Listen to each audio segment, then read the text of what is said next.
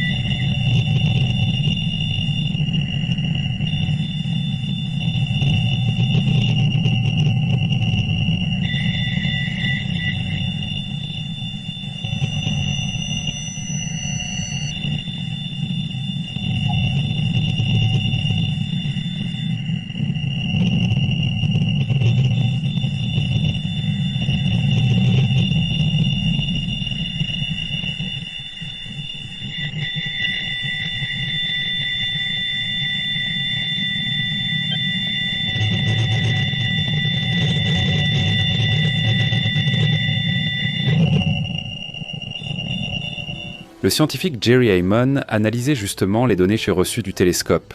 Et au cours de ce travail, il a découvert un signal radio d'une durée de 72 secondes. Le signal était à bande étroite et assez puissant. Ce signal ne pouvait en aucun cas être qualifié d'ordinaire, c'est pourquoi Heyman l'a marqué à l'encre rouge dans ses notes et a écrit à côté WOW. C'est ainsi que ce nom est resté associé au signal radio. Il est également intéressant de noter que le signal se trouvait dans la bande de la raie de l'hydrogène. Qu'est-ce que la raie de l'hydrogène ? C'est une onde qui est produite par l'hydrogène à l'état gazeux dans l'espace. Et on pense que les signaux dont la fréquence se situe dans cette onde peuvent provenir de civilisations extraterrestres. En d'autres termes, la raie de l'hydrogène peut servir de canal de communication. Au moment de la détection du signal, les scientifiques n'ont pas pu déterminer la nature de son origine. Ainsi, 40 années entières se sont écoulées. Et en 2017, le scientifique Antonio Pari a émis l'hypothèse que le signal avait été généré grâce aux comètes 266P Christensen et 335P Gibbs, qui sont justement entourés de torbellés de nuages de gaz hydrogène. Tout le monde n'a pas accepté cette version, y compris Jerry Heyman. Le scientifique affirmait que le signal n'a été détecté qu'une fois et ne s'est jamais répété. Si le signal radio venait de deux comètes, Big Ear aurait détecté un doublement du signal. Or, cela n'a pas eu lieu, donc les comètes n'étaient pas responsables. Il convient de noter que Jerry Heyman n'a pas affirmé qu'ils avaient affaire à un signal provenant d'êtres extraterrestres. Il est possible qu'il y ait une autre explication, cependant nous n'avons pas encore de réponse précise. Nous n'en aurons peut-être jamais, aussi triste que cela paraisse. Pourtant, l'histoire des signaux étranges continue. Voici par exemple un autre signal qui rend littéralement les astronomes fous, et il provient directement du centre de notre galaxie, la Voie lactée. En 2020, lors de l'analyse des données recueillies par le télescope australien Australian Square Kilometre Array Pathfinder, les scientifiques ont enregistré environ 2 millions d'objets différents émettant des signaux. Ensuite, les scientifiques ont commencé à identifier chaque type d'objet. Ils ont pratiquement tout classé. Il y avait même des pulsars, mais la plupart se sont avérés être des étoiles ordinaires. Cependant, tout n'est pas si simple. Un objet au centre de la Voie lactée a émis 6 signaux en 9 mois. Le rayonnement polarisé provenant de l'objet ne ressemblait à rien de ce qui avait été observé auparavant. L'objet a déconcerté non seulement les scientifiques, mais aussi les ordinateurs. Personne ne pouvait comprendre ce que c'était. Pour ne rien arranger, la découverte n'était visible ni en lumière infrarouge, ni en rayons X. Et pour couronner toutes ces particularités étranges, le signal a disparu on ne sait comment. Et cela malgré le fait qu'il ait été détecté par 2 radiotélescopes à la fois. La perplexité des scientifiques augmenta, car 1 an plus tard, le signal réapparut, puis disparut à nouveau mystérieusement. Quel peut bien être cet objet d'où provient un signal radio aussi mystérieux et étrange ? Ce n'est certainement pas simplement une étoile ou un pulsar. Il existe une hypothèse selon laquelle il s'agit d'un type particulier de signaux appelé processus radio-transitoire au centre galactique ou processus radio-transitoire au centre galactique en abrégé. 3 autres objets appartiennent également à cette catégorie. Bien qu'il ait fallu une décennie entière pour les découvrir, les astronomes ne peuvent toujours pas dire exactement ce qu'ils sont. Bien sûr, nous pouvons supposer que le signal provient d'une civilisation extraterrestre, mais nous ne pouvons pas le comprendre en raison du manque de données. Cependant, il convient de rappeler que les signaux d'origine artificielle ont une gamme de fréquences beaucoup plus étroite. Il existe également des versions. Au centre de la galaxie, il s'agit de pulsars mourants dont l'énergie est déjà épuisée et de temps en temps, ils émettent des sursauts radio, où ce sont des étoiles à neutrons qui tournent et bloquent périodiquement leurs signaux. Un nouveau télescope appelé Square Kilometre Array pourrait aider à éclaircir une situation aussi mystérieuse. Sa construction devrait être achevée d'ici 2028 en Australie et en Afrique du Sud. Mais que se passerait-il si nous recevions réellement un signal d'une civilisation intelligente ? Tout récemment, des scientifiques ont remarqué un objet mystérieux envoyant des signaux. En fait, il envoie des signaux depuis 1988. Et tout ce temps, nous n'en savions rien. L'objet est situé à 15 000 années-lumière de la Terre. Cet objet émet des explosions de différentes intensités, mais elles se produisent toutes les 20 minutes. Quelle est la précision ? Auparavant, les scientifiques ont avancé l'hypothèse que la source du signal radio était une étoile à neutrons, un magnétar. C'est l'étoile qui possède les champs magnétiques les plus puissants de l'univers. C'est pourquoi des phénomènes semblables à des tremblements de terre surviennent parfois sur les magnétars. Des fissures se forment à la surface de l'étoile, ce qui libère une grande quantité d'énergie. Tout cela provoque périodiquement des sursauts de rayonnement gamma et de rayons X. Et cela peut être observé depuis notre planète. En analysant tous les magnétars connus, nous avons déterminé que l'intervalle des émissions d'énergie varie de quelques secondes à quelques minutes. Pour l'objet découvert, l'intervalle est de 22 minutes. Il se pourrait que ce soit un type particulier de magnétar. Alors, y a-t-il une chance que nous recevions un signal d'une civilisation extraterrestre ? Bien sûr, c'est possible, mais il y a certains points qu'il ne faut pas oublier. Le plus important, c'est la gamme de fréquences. Les signaux provenant d'êtres extraterrestres doivent se situer dans la bande de l'arrêt de l'hydrogène que nous avons mentionné précédemment. Et cela se situe entre les fréquences de 1420 et 1662 MHz. Cependant, une civilisation hypothétique pourrait ne pas pouvoir communiquer sur ces fréquences. Il faut en tenir compte. Un autre point à considérer est la puissance du signal pour que nous puissions le détecter. Il doit être dirigé précisément vers nous. Sinon, le signal doit être extrêmement puissant. Il faut ici prendre en compte la loi de l'inverse du carré.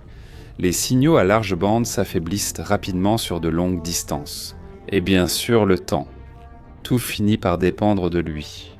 Le signal peut apparaître trop tôt pour nous, à un moment où nos technologies en tête ne nous permettent tout simplement pas de le détecter.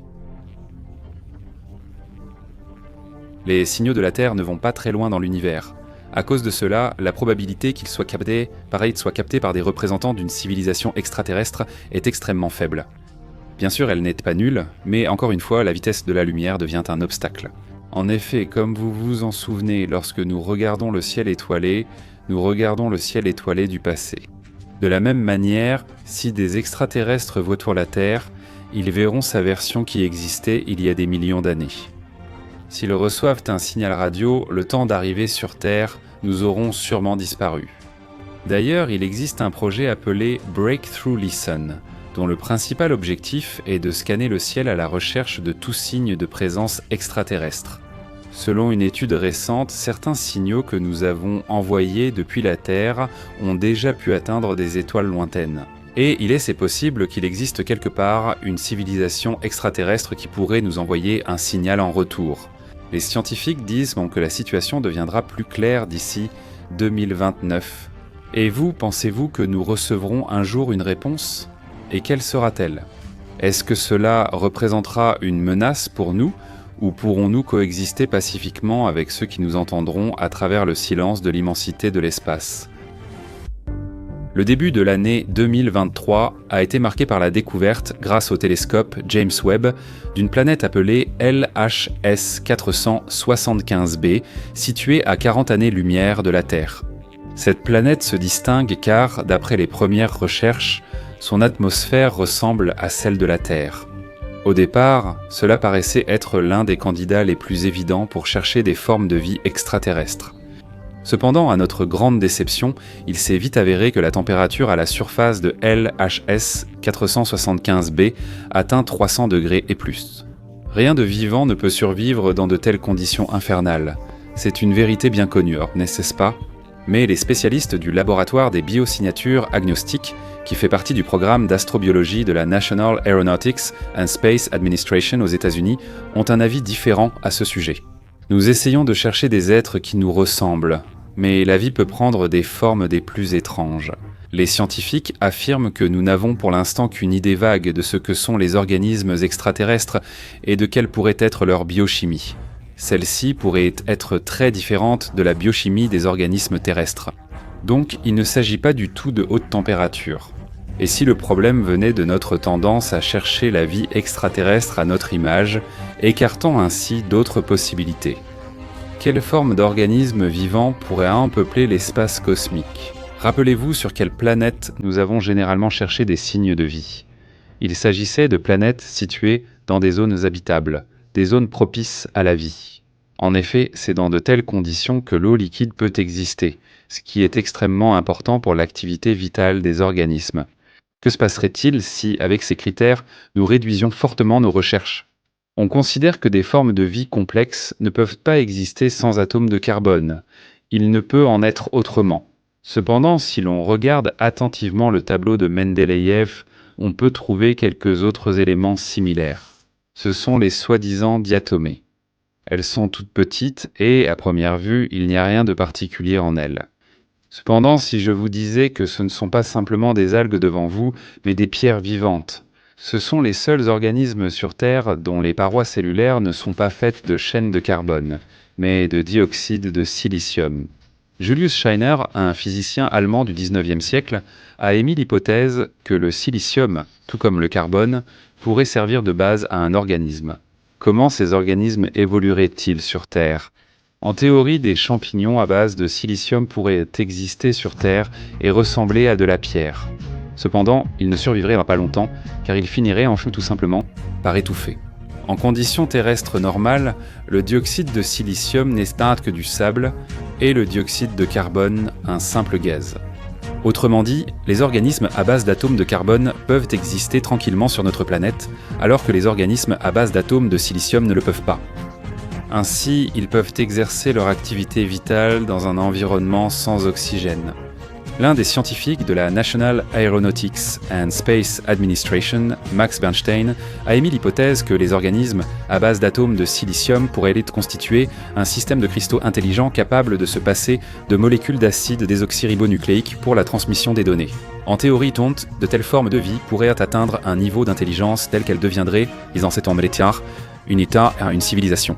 Cependant, les cristaux se développent et se reproduisent donc très lentement. Pouvons-nous trouver de tels organismes, mais avec une vitesse de développement beaucoup plus élevée? Cette planète s'appelle Kelt 9b. Elle est séparée de notre planète par 650 années-lumière. La température à sa surface atteint plus de 4300 degrés Celsius. C'est énorme, même plus que celle de certains corps célestes. Admettez-le, dans un tel endroit, rien de vivant ne peut simplement survivre, à moins qu'il ne s'agisse d'organismes à base de carbone. Avec le silicium, la situation diffère. Son point de fusion est de 1410 degrés Celsius. Ainsi, sur Kelt 9b, il deviendra liquide, ce qui pourrait aussi favoriser le développement de ces organismes. Eh bien, nous en sommes arrivés à la conclusion que même sur des planètes très chaudes, la vie peut émerger. Et qu'en est-il des mondes glacés? Quels secrets cachent-ils? Pouvons-nous, dans ce cas, remplacer l'eau par une autre substance qui jouerait également le rôle de solvant? La planète au nom long et difficile à prononcer Optical Gravitational Lensing Experiment 2005 BLG. Non.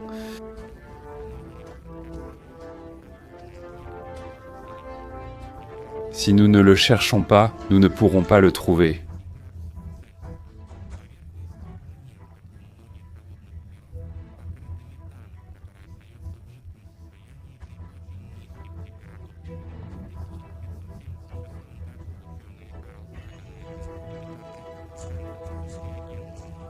Utilisant le méthane comme solvant. À l'époque, il y a près de 50 ans, de telles idées n'avaient pas vraiment de preuves concrètes, mais aujourd'hui, elles en ont enfin obtenu. En 2015, des scientifiques dirigés par Paulette Clancy de l'université Johns Hopkins ont confirmé que des cellules d'organismes pouvaient donc se former dans un environnement à base de méthane. On suppose que les parois cellulaires pourraient être constituées d'acrylonitrile, qui se trouve justement dans le méthane froid. De telles cellules sont appelées azotosomes. Ce qui nous intéresse le plus ici, c'est que de telles cellules peuvent se connecter entre elles et former ce qu'on appelle des colonies sphériques. Si un astronaute se retrouve accidentellement dans une telle sphère, il mourra instantanément de congélation. Titan, satellite de Saturne, l'un des corps les plus mystérieux du système solaire. La raison en est le brouillard orange dense qui enveloppe la surface du satellite. Ce n'est qu'en 2005 qu'il a été possible d'y faire atterrir la sonde Huygens. Au final, nous avons obtenu des images qui ont véritablement choqué la communauté scientifique.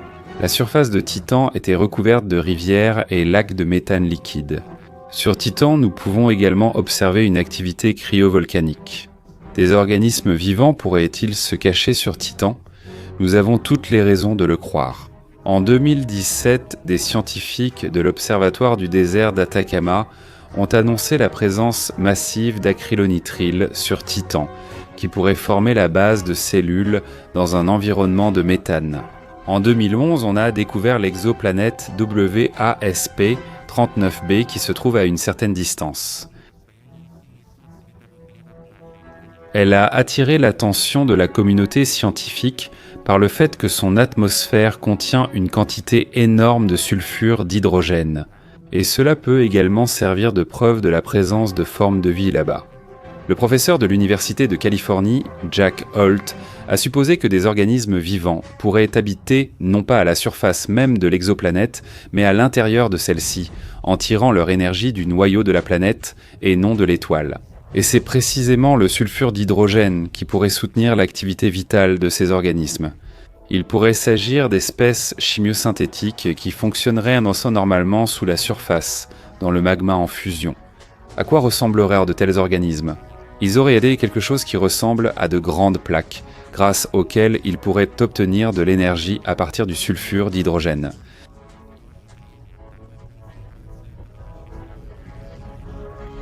De telles créatures auraient probablement une sorte de carapace. Et très probablement, ces organismes seraient ni toxiques, donc une rencontre entre un humain et eux se terminerait inévitablement par la mort. Ajoutez à cela un niveau élevé de radiation sur VASP 39b, et ce monde, nous l'éviterons toujours. Nous avons d'autres hypothèses sur la façon dont des organismes extraterrestres pourraient obtenir de l'énergie. Le scientifique britannique Chris Impey a suggéré que certaines formes de vie pourraient accumuler de l'énergie produite par la désintégration radioactive. Et dans ce cas, la liste des mondes où des organismes vivants pourraient potentiellement exister s'élargit considérablement. En effet, des réactions radioactives se produisent dans de nombreux objets de l'univers. Par exemple, cette étoile à neutrons se trouve à une distance de 400 années-lumière de notre planète. Cet objet est assez petit, avec un rayon d'environ 10 km, mais il est plus massif que le Soleil. C'est pourquoi la matière à l'intérieur de l'étoile se comprime et forme des neutrons. C'est ici que l'interaction nucléaire entre en jeu, capable de créer à partir des neutrons des chaînes pour transmettre des informations. Cela signifie donc qu'à l'échelle microscopique, des formes de vie peuvent exister. Les processus à l'intérieur d'une étoile à neutrons se déroulent très rapidement, ce qui signifie que des civilisations entières pourraient s'y former beaucoup plus vite, et cela pourrait arriver en seulement quelques heures. Il y a énormément d'étoiles à neutrons dans l'univers, et il est tout à fait probable qu'un jour, des organismes d'une étoile puissent entrer en contact avec ceux d'une autre. Ainsi, notre minuscule planète pourrait devenir un grain de sable dans un vaste système de communication extraterrestre. Et pourtant, nous ne pourrons jamais en faire partie. Eh bien, parfois, il nous semble que certaines vérités sont impossibles à réfuter, mais ce n'est pas le cas. Et il ne faut clairement pas négliger la probabilité de l'existence de tels organismes fantastiques. Carl Sagan a un jour traité les scientifiques terrestres de chauvinistes du carbone. Il ne faut pas le prendre mal, car cela signifie simplement que des êtres faits de carbone et d'eau cherchent des voisins cosmiques ayant exactement la même composition. Et cela pourrait bien être une grave erreur. L'astronome américain Victor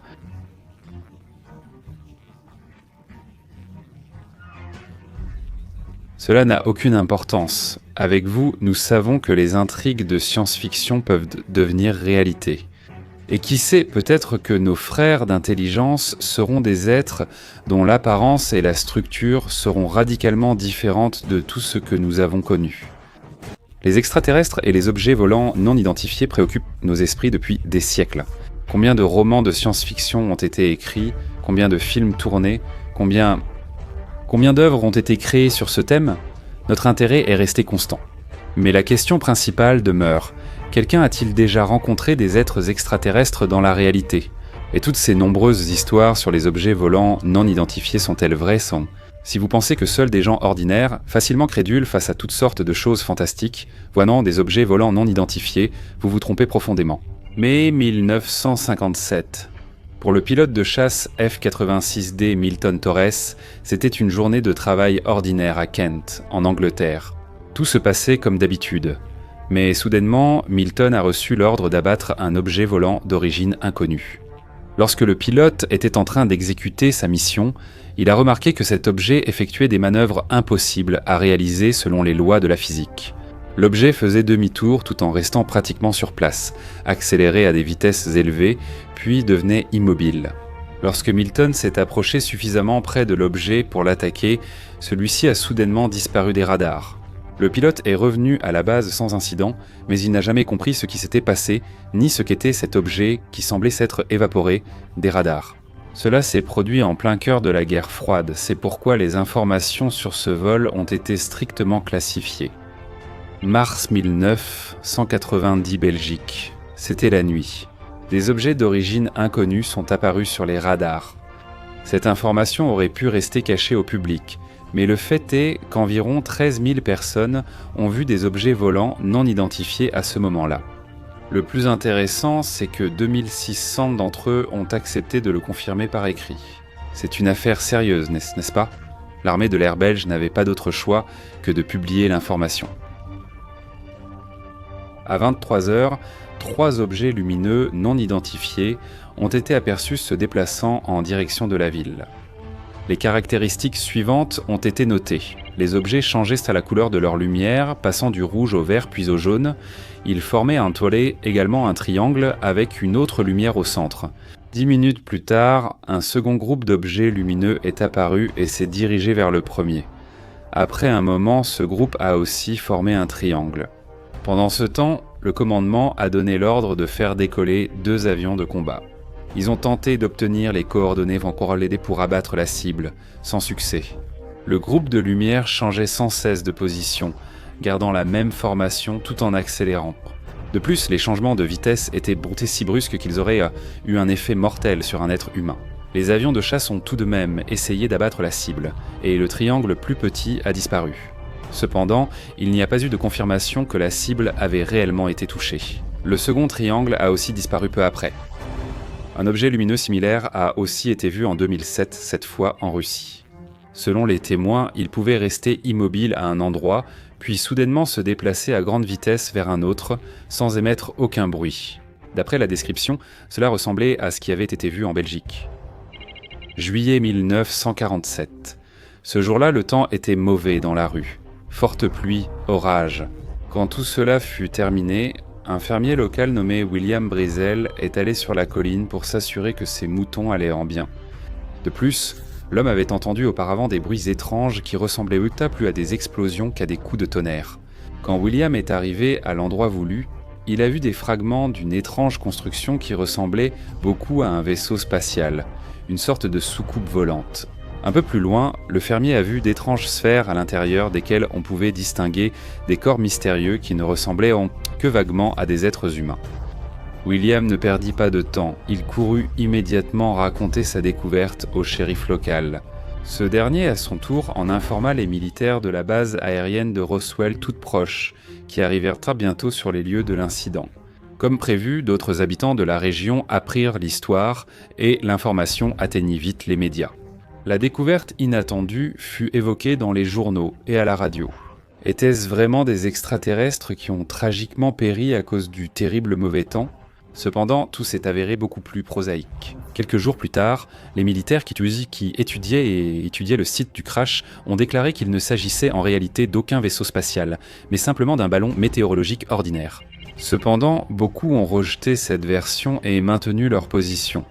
Leur région a été visitée par des objets volants non identifiés. Peu à peu, tout le monde a oublié cet incident, car aucun nouveau détail n'apparaissait. Cependant, 30 ans plus tard, déjà dans les années 1970, le chef du renseignement du 509e régiment aérien qui servait sur la base aérienne de Roswell, Jesse Marson, a accordé une interview. Dans cette interview, il affirmait qu'en réalité, la version selon laquelle il s'agissait d'une chute de ballon météo n'était pas vraie. À l'époque, les militaires ont découvert des fragments d'un appareil volant d'origine inconnue.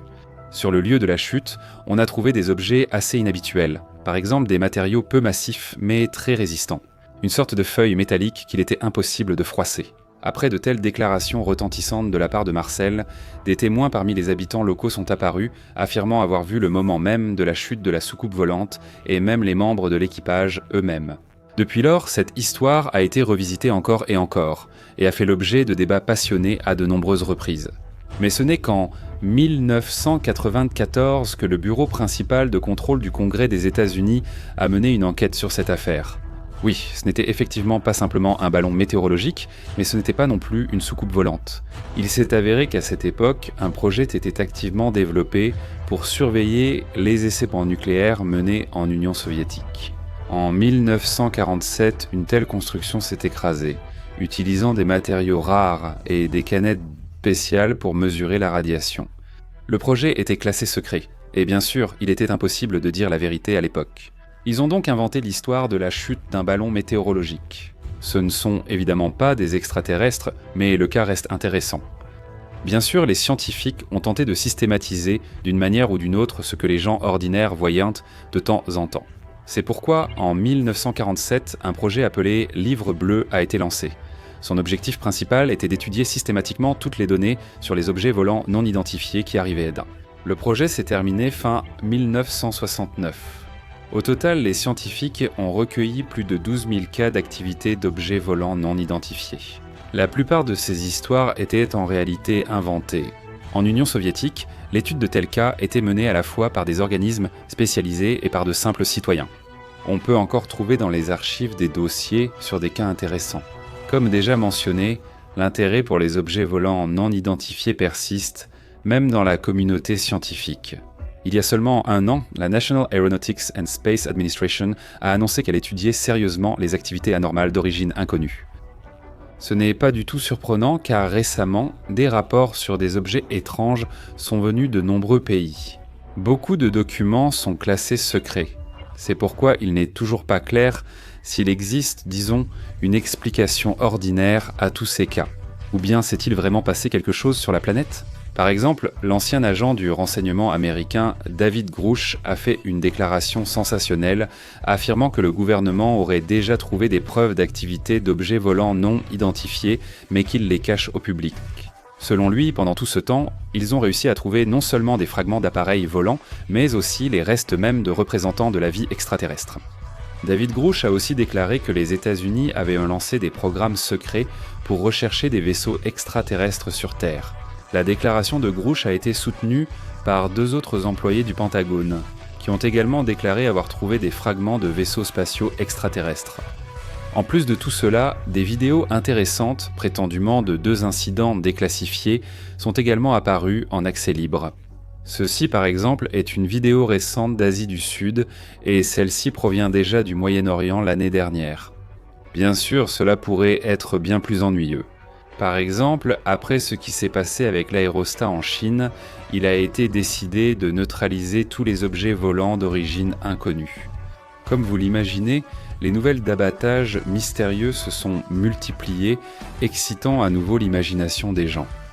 Voyons les statistiques. Selon les données du service de renseignement américain, à la mi-2022, différentes unités avaient reçu plus de 500 signalements d'objets volants d'origine inconnue.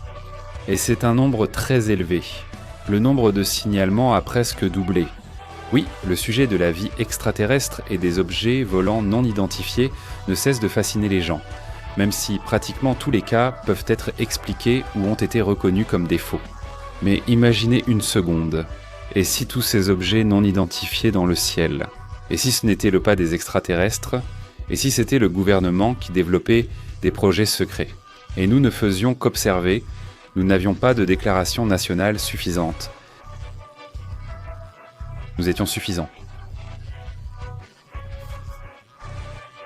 La National Aeronautics and Space Administration, le meurtrier de la vie martienne. Que pensez-vous d'une telle déclaration ? Cela paraît irréel comme une théorie du complot, mais une partie de la communauté scientifique y croit. Peu de partisans existent, mais l'essentiel est leur présence. Ces idées les paraissent très illogiques, car les appareils de la National Aeronautics and Space Administration utilisés sur d'autres planètes sont conçus pour ne pas perturber les processus extraterrestres. La National Aeronautics and Space Administration porte une attention particulière à Mars, car l'hypothèse selon laquelle la vie y a existé ou existe encore ne quitte toujours pas nos esprits à ce jour. Mais si c'était justement la National Aeronautics and Space Administration qui avait contribué à la disparition de la vie sur Mars, et comment l'ont-ils fait ? Nous n'avons pas encore de preuves que des organismes vivants ont existé ou existent sur Mars. Et si nous avions déjà découvert ces signes un jour, mais que nous n'avions pas compris ce que c'était, et que nous les avions simplement ignorés, comme s'il s'agissait de déchets. Revenons en arrière dans le temps. En 1975, la National Aeronautics and Space Administration a lancé le programme spatial Viking pour étudier Mars. Les sondes Viking 1 et Viking 2 ont été les premiers engins à atteindre la planète rouge et nous ont offert. Les sondes de la mission Viking étaient équipées d'instruments spéciaux, conçus pour détecter d'éventuels organismes vivants. Là-bas, les Vikings restent les seuls engins à avoir disposé d'un arsenal aussi large. Ce qui est le plus intéressant, c'est que 2 expériences ont détecté des traces de métabolisme dans certains échantillons de sol martien. D'autres expériences ont également trouvé des traces de métabolisme. Cependant, elles n'ont pas détecté de traces de matière organique lors des expériences. Les Vikings ont trouvé un peu de chlore, mais cela n'a pas été jugé significatif à l'époque, car les astronomes pensaient que c'était dû aux matériaux de traitement des appareils.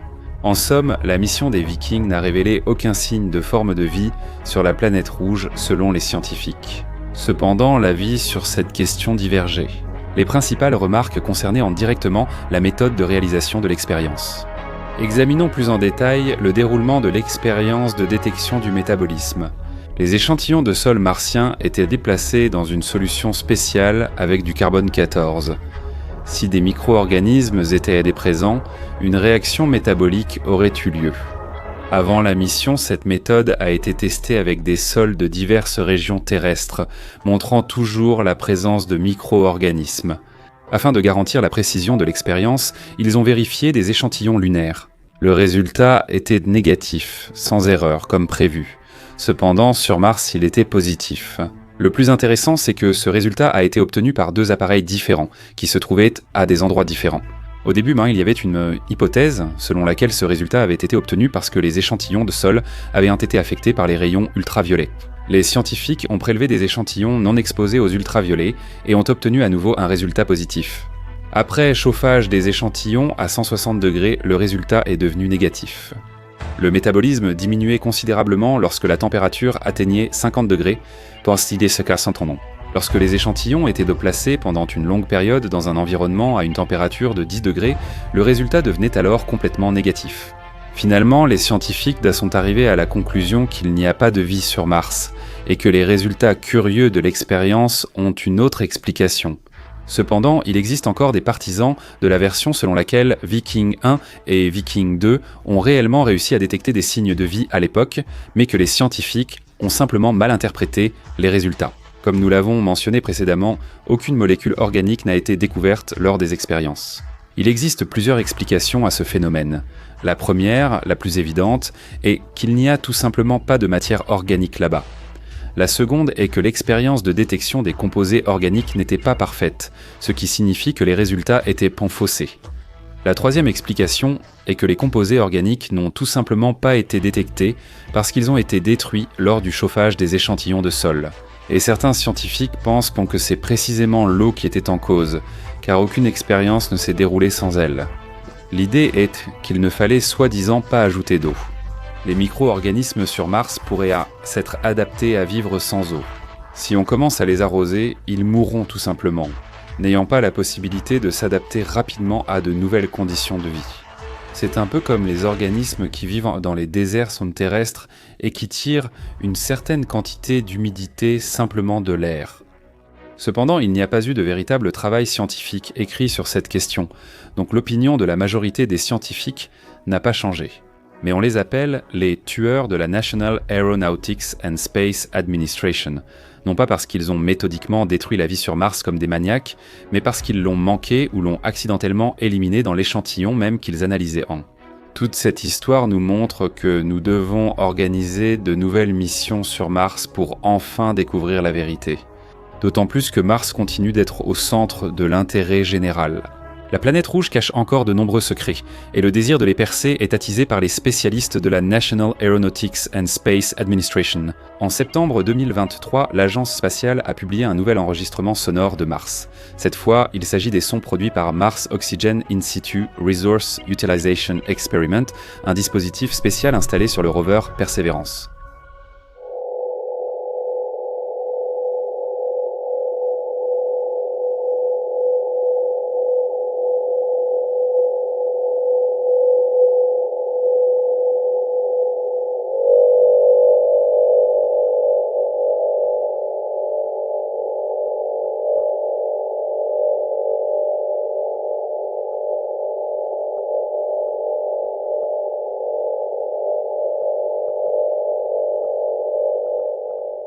Nous faisons des efforts incroyables pour détecter des signes de vie extraterrestres, même sous sa forme la plus primitive.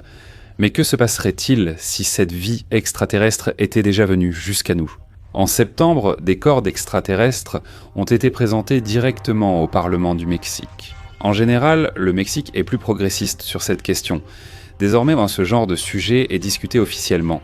Tout a commencé avec le journaliste Jaime Maussan, qui est en plus un fervent partisan de l'existence des extraterrestres.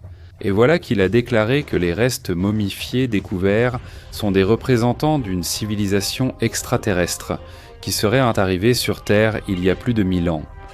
Lors de l'audition parlementaire, 2 corps supposés extraterrestres ont été présentés au Kidespolueti avec des vidéos de phénomènes inexpliqués pour renforcer la crédibilité. Les extraterrestres eux-mêmes étaient comptés de petite taille, avaient une tête allongée et 3 doigts à chaque main. Selon Jaime Maussan, les corps ont été découverts près des anciennes lignes de Nazca, dans le sud du Pérou. Comment la National Aeronautics and Space Administration a-t-elle réagi? Les scientifiques ont réclamé les corps pour percer la vérité.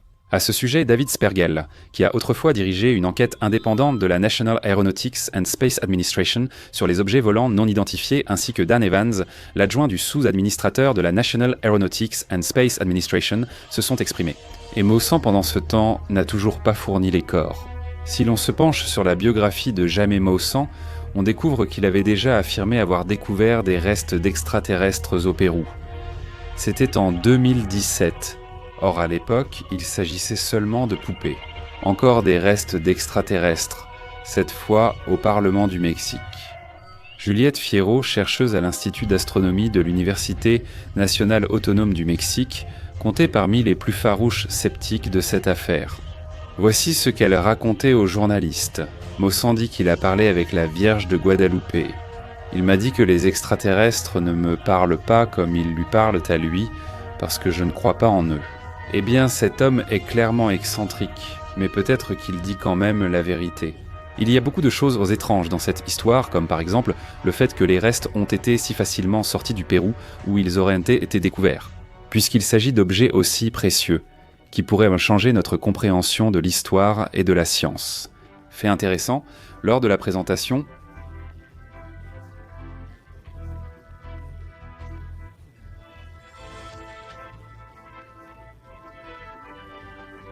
qui était présent.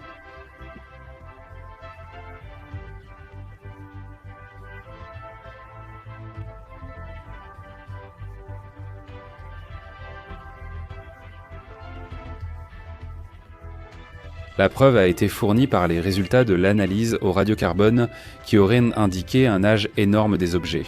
Au laboratoire, ils affirment n'avoir jamais vu les corps extraterrestres, seulement étudié un petit échantillon.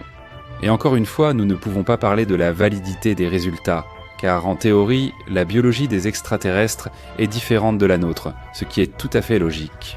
En fin de compte, il s'avère que ce cas n'est qu'une autre fantaisie de Maussan, qui a simplement réussi à atteindre un niveau aussi élevé. Donc, nous n'avons pas encore découvert de signes de vie sur d'autres planètes, tout comme la vie extraterrestre n'est jamais venue sur notre Terre. Cependant, la science progresse à grands pas et, qui sait, peut-être qu'un jour nous recevrons des nouvelles d'organismes extraterrestres dans une galaxie lointaine.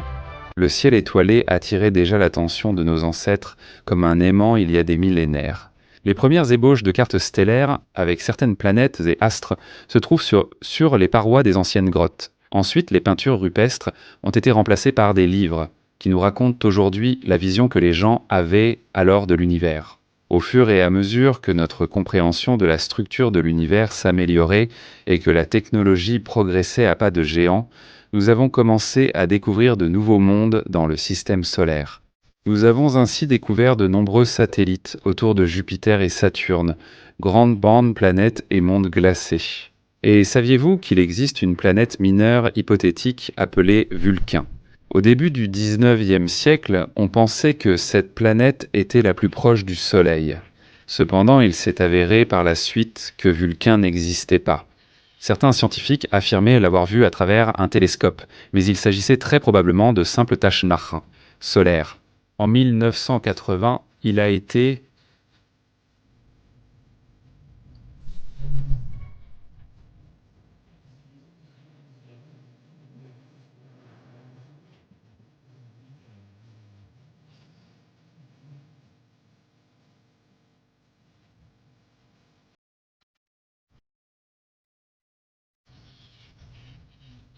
on a appris que rien n'avait été découvert. Rappelons-nous aussi de la planète hypothétique Phaéton, qui devrait se trouver quelque part entre Mars et Jupiter. Nous allons nous attarder davantage sur celle-ci. Pourquoi cet objet a-t-il autant intéressé les scientifiques et quelles sont les chances que Phaéton existe réellement ? Pendant longtemps, la science spatiale a connu une sorte de stagnation, car personne ne découvrait de nouvelles planètes. Cependant, tout a changé en 1781 lorsque William Herschel a découvert Uranus, qui est devenue la première planète découverte depuis des centaines d'années. D'autres scientifiques ont décidé de ne pas rester à la traîne et de découvrir eux aussi une nouvelle planète, mais cela s'est avéré très difficile. C'est alors que la loi de Titius-Bode est venue à la rescousse, censée aider à déterminer dans quelle partie du système solaire une planète pouvait se cacher. Selon cette loi, il se pourrait qu'il y ait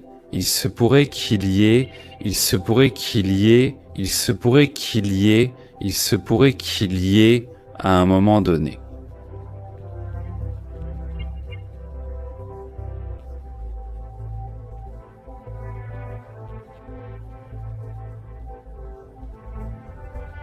Au cours de l'hiver 1801, le scientifique italien Giuseppe Piazzi, en observant le ciel étoilé, est tombé sur un point inconnu qui se déplaçait lentement parmi les astres.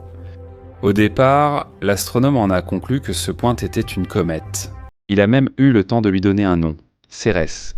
Cependant, il s'est avéré plus tard qu'elle correspondait presque parfaitement à la loi de Titius-Bode, Cérès. Bien plus petite que les planètes voisines, cela ne contredisait toutefois pas la théorie. Ainsi, la communauté scientifique a alors connu une véritable euphorie, attribuant un symbole planétaire à la planète découverte. Il semblait que toutes les zones d'ombre avaient été comblées, mais en réalité, ce n'était pas si simple. À peine un an plus tard, en 1802, un autre objet similaire a été découvert, appelé Pallas, puis en 1804 Junon et en 1807 Vesta. Tous ces objets correspondaient à la loi de Titius-Bode et se déplaçaient sur la même orbite que Cérès.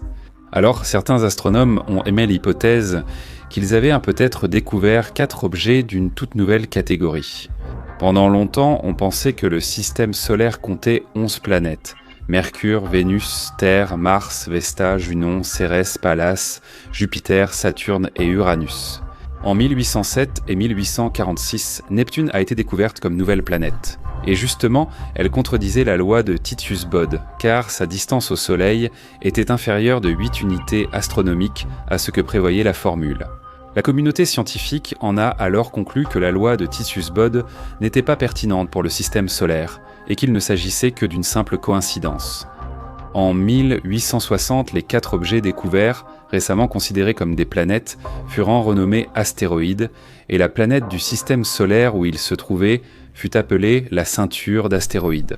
Eh bien, la planète disparue s'est avérée être une fausse histoire, même si c'était une histoire très fascinante, tant pour le grand public que pour les scientifiques. Cependant, il nous reste des questions. Par exemple, d'où vient cette ceinture d'astéroïdes ? Heinrich Wilhelm Olbers a proposé la théorie selon laquelle tous ces astéroïdes sont en réalité des fragments d'une planète qui a bel et bien existé autrefois. On a donné à la planète le nom de Phaéton, en l'honneur du fils du dieu soleil Hélios, qui parcourait chaque jour le ciel sur son char. Selon les mythes, le char de Phaéton a brûlé lorsqu'il s'est approché trop près de la Terre. Eh bien, le destin de Phaéton et de la planète hypothétique se ressemble un peu. Olbers a supposé que la planète Phaéton se trouvait justement dans la région où nous sommes. Dans la région où nous sommes. Dans la péninsule, nous sommes dans la péninsule, où nous sommes, nous dans la péninsule, quelque part, voilà. Et voici instantanément l'étoile hypothétique Némésis.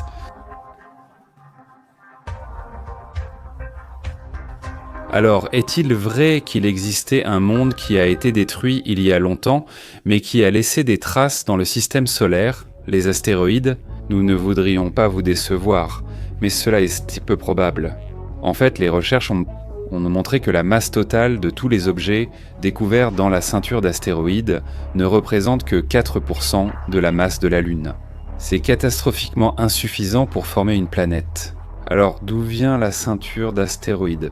On pense que cela provient de la formation du système solaire il y a 4,5 milliards d'années. C'est ce qui reste du disque d'accrétion, un disque de poussière et de gaz qui entourait autrefois le Soleil. Ce sont les fragments du disque d'accrétion qui ont formé les astéroïdes, les comètes, les planètes et leurs satellites. C'est grâce à ce disque que nous connaissons le système solaire tel qu'il est aujourd'hui. Les astéroïdes peuvent nous aider à découvrir à quoi ressemblait le système solaire dans un passé lointain. On peut dire que les astéroïdes sont une sorte de machine à remonter le temps. Et si la mystérieuse planète Phaéton avait existé, à quoi aurait-elle ressemblé ? Comme nous l'avons déjà mentionné, elle se serait trouvée entre Mars et Jupiter et aurait été la plus petite planète du système solaire. La planète hypothétique a probablement été dotée d'une surface rocheuse, d'une atmosphère très ténue et dépourvue de champs magnétiques, ce qui signifie également l'absence de protection contre les particules apportées par le vent solaire. Oui, la mystérieuse planète Phaéton n'a jamais existé, mais elle a laissé une trace marquante dans l'histoire. Bien sûr, elle a aussi inspiré réalisateurs et écrivains de science-fiction à créer des œuvres sur l'espace. Et vous, pensez-vous que nous découvrirons un jour de telles énigmes ? Un monde mystérieux ?